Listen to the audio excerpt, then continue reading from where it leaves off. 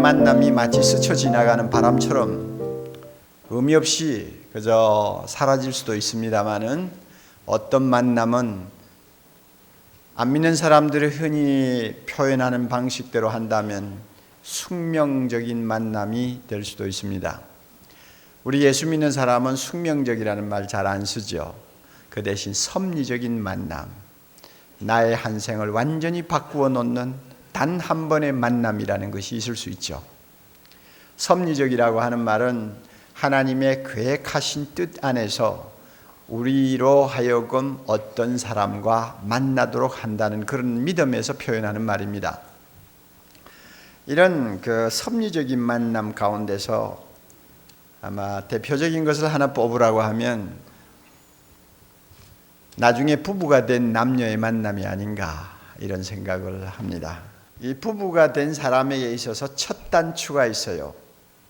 부부의 알파라고 할 수 있죠. 이것은 마태복음 19장 6절에 주님이 말씀하신 대로 하나님이 짝지어 주셨다 하는 것입니다. 이게 첫 단추입니다. 하나님이 짝지어 주셨어요. 우리는 사실 배우자를 선택할 때 우리의 자유의지를 가지고 선택했다고 늘 생각합니다. 내 좋아서, 내 눈에 들어서 내가 선택했다, 이렇게 말하죠. 물론 그렇습니다. 그러나 자유선택 배후에는 엄청난 하나님의 손길이 있었다는 것을 우리는 말씀을 통해서 충분히 이해할 수 있습니다. 오래전부터 하나님은 계획을 가지고 계셨어요. 나와 누구를 만나 짝지어야 되겠다는 계획이에요. 그 계획대로 하나님은 우리의 한 걸음 한 걸음을 인도하셨습니다. 그 수십만 명 되는 총각 중에 어느 사람 하나, 그 수십만 명 되는 처녀 중에 어느 사람 하나, 그렇게 서로가 만나는 것, 그거 사람이 마음대로 하는 것 아니에요. 하나님이 다 이리 붙이고 저리 붙여서 만나게 하는 손길이 있었어요. 그리고 만났다고 일이 됩니까? 쳐다보니 남이 보기에는 아무것도 아닌데 자기는 굉장한 사람으로 눈에 들어온단 말이에요. 이것도 참 기절초풍할 노릇이야. 소위 제 눈의 안경이라는 말 자주 쓰지 않습니까? 그거 다 인연이 되려고 하는데, 인연이 된다는 말이 뭐냐 하면 하나님이 짝지어 주려고 딱 각본을 짜놨기 때문에 내가 그 안에서 지금 움직이는 거예요. 나도 모르게 마음이 열려 사랑하게 되고 결혼하게 되고,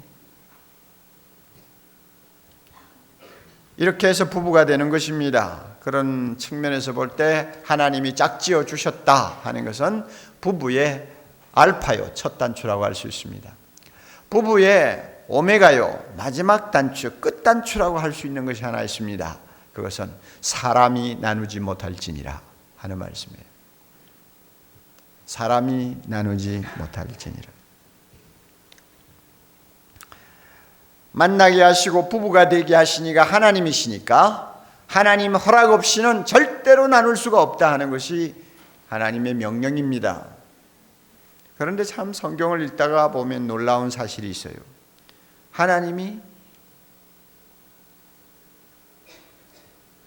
이혼할 수 있는 예외 조항을 달아놓으셨다는 것입니다.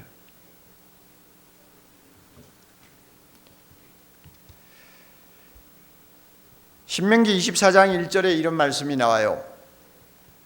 사람이 아내를 취하여 데려온 후에 수치되는 일이 그에게 있음을 발견하고, 수치되는 일 기억하십시오. 수치되는 일이 그에게 있음을 발견하고 남자가 그를 기뻐하지 아니하면 이혼 증서를 써서 그 손에 들려 내보내라. 그리고 그 여자는 나가서 또 다른 남자와 재혼할 수 있다. 이렇게 했습니다. 하나님이 절대로 나누지 못한다고 하셔놓고는 예외 조항을 붙였는데, 수치되는 일이 있어서 마음이 별로 달갑지 않으면 여자를 내보내라. 그 당시는 데리고 사느냐 내보내느냐 하는 모든 권한이 남자에게 있었으니까 남자를 중심으로 하는 이야기입니다. 그러면 이렇게 예외 조항을 붙였는데 이 수치되는 일이 무엇인가? 참 이거 애매모호한 표현이에요. 그런데 예수님께서 오늘 우리가 읽은 마태복음 5장 32절에 보면 이 수치되는 일을 음행하는 일로 해석을 해놨습니다. 누구든지 음행한 연고 없이는 아내를 버리면 안 된다. 그러니까 말을 바꾸면 음행한 문제가 생기면, 즉 성적 탈선, 부부가 정절을 지키지 아니하고 탈선을 하면 이혼을 할 수 있다고 하는 단서 조항을 주님이 말씀하시는 것입니다. 주님은 그렇게 성적 탈선, 즉 정절을 어기는 것을 수치스러운 일로 해석을 하셨고, 서신서에 넘어가면은 사도 바울은 고린도전서 7장 15절에 또 하나의 예를 들고 있습니다. 이것도 아마 수치스러운 일에 포함이 될 수 있죠. 왜냐하면 이혼의 조건이니까. 거기에 보면 이런 말씀이 있어요. 혹 믿지 아니하는 남편이나 여자가 갈리거든, 즉 나누어지기를 원하면 갈리게 하라. 형제나 자매나 이런 일로 구속받을 것이 없느니라. 그래서 믿지 아니하는 남편이 꼭 헤어지기를 원하면 헤어져라. 믿지 않는 부인이 꼭 헤어지기를 원하면 헤어져라 하는 이야기입니다. 그렇게 되고 보니까 불신하는 남편이나 아내를 가진 사람은 이혼이 가능하다 하는 것을 우리가 추리할 수가 있습니다. 여러분 초대교회 사정을 아시죠? 그 당시에 예수를 믿는다는 것은 생명 내놓고 생명과 바꾸는 것입니다. 핍박받는 때요. 또 대부분이 말이죠, 사회적으로 매우 어려운 형편에 놓인, 즉 사회적으로 사람 인정받지 못하고 여러 가지 면에서 짓밟히는 사람들이 예수님을 먼저 영접했어요.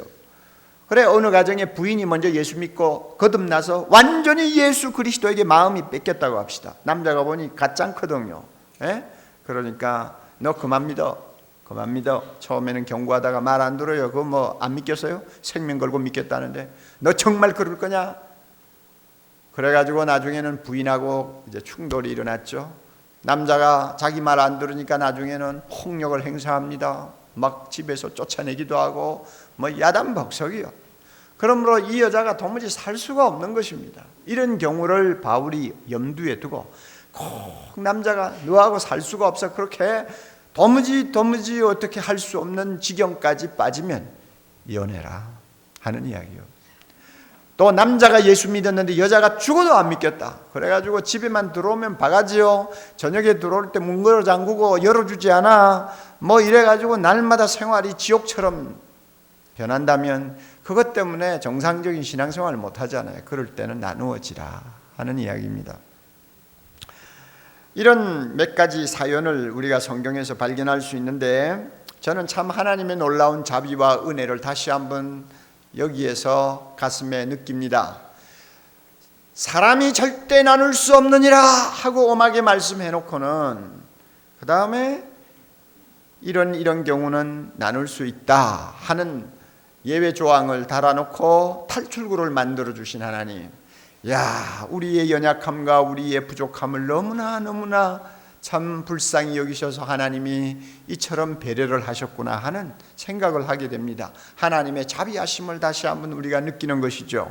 그러나 불행한 것은 사람들이 하나님께서 인간의 연약함과 완악함을 아시고 이런 예외 단서를 붙여놓은 것을 악용하는 거예요.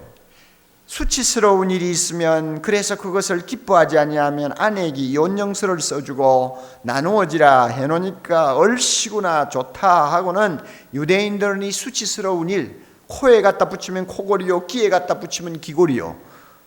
그러니까 제 마음대로 이혼하는 거예요. 예수님 당시만 해도 남자들이 여자를 그저 쫓아내는 것을 예사로 생각했어요.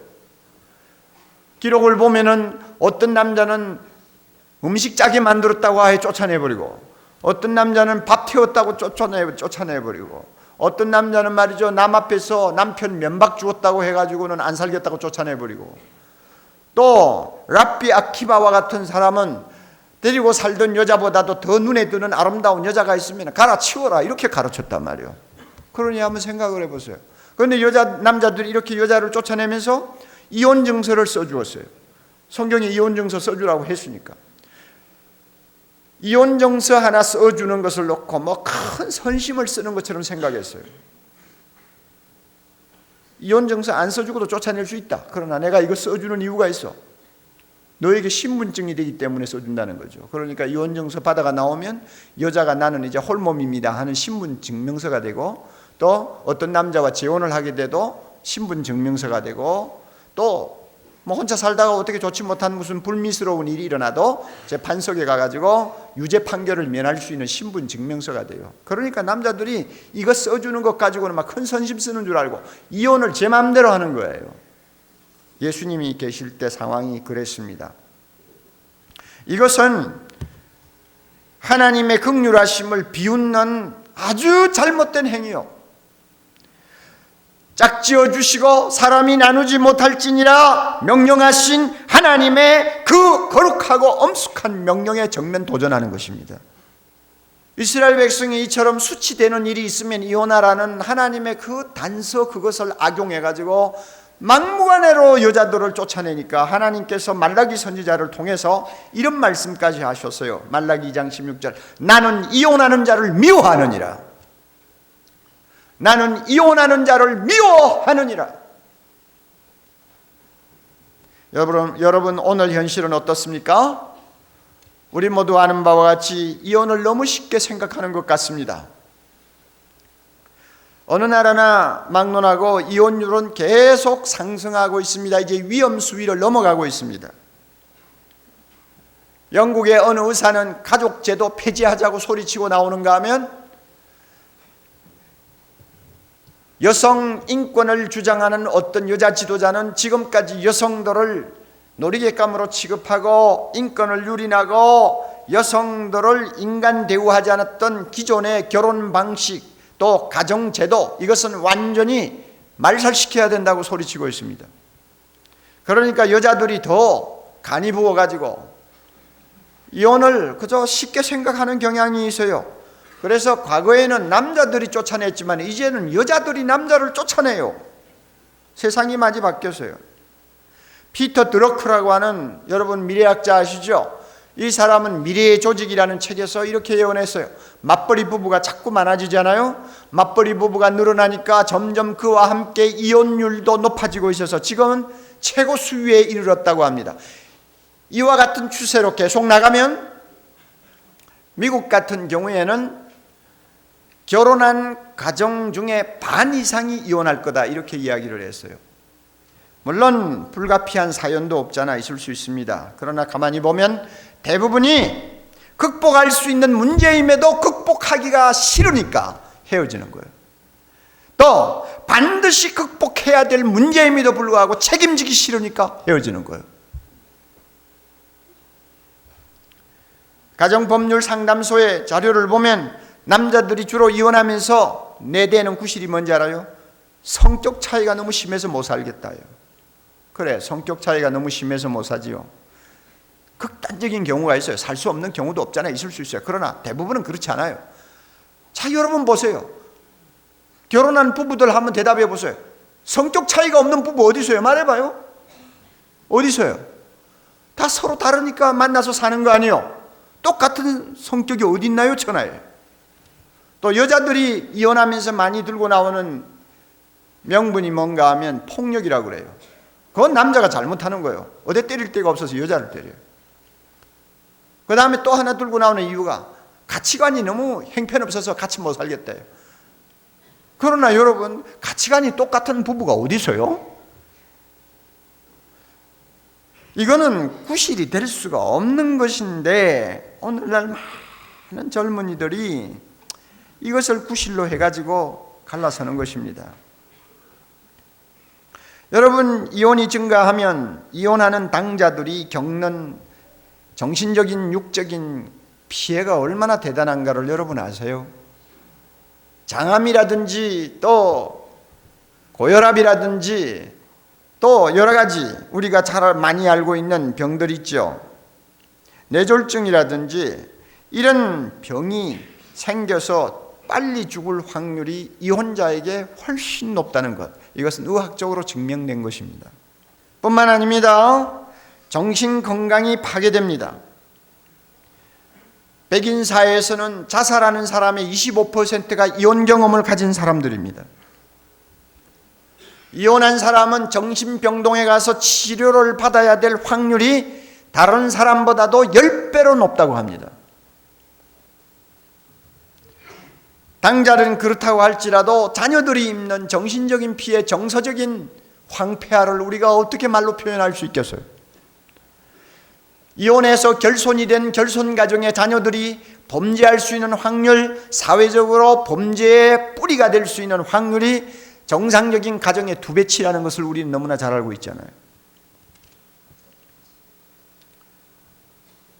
그러니까 하나님이 짝지어 주신 거 사람이 나누지 못하느니라고 하셨고, 예외 조항이 있어도 그것은 최우수단으로 사용해야지, 그저 잠깐 어려운 고통을 피하는 도피처로 사용하면 이것은 모두가 망하는 거예요. 개인도 망하고 자녀손도 망하고 사회도 망하고요. 다 망하는 거예요. 오늘 우리 앞에 정말 행복한 나날이 있을 수 있을까? 이 사회의 앞날이 과연 밝을 수 있을까? 우리가 참으로 노래하면서 서로 사랑하면서 살 수 있는 사회가 올까? 이 식으로 나가면 비관적입니다. 가정 기본 단위가 깨지는데 거기에 무슨 행복이 있고 서로가 믿고 사는 사회가 형성될 수 있습니까? 여러분 가운데 결혼한 부부들, 제가 지금 몇 가지를 들려드릴 테니까 여러분 결혼 생활이 정상인지, 다시 말하면 청신호가 켜여 있는지 적신호가 켜여 있는지 한번 체크하시기를 바랍니다. 리더스 다이제스트에 이런 내용이 있어요. 결혼 생활의 위험 신호들은 이런 것들이다 하고는 몇 가지를 예를 들어 놓은 것이 있습니다. 제가 읽어 드릴게요. 여러분의 결혼 생활, 부부 생활을 한번 점검해 보세요. 당신은 이제 더 이상 함께 둘이서 웃지 않습니다.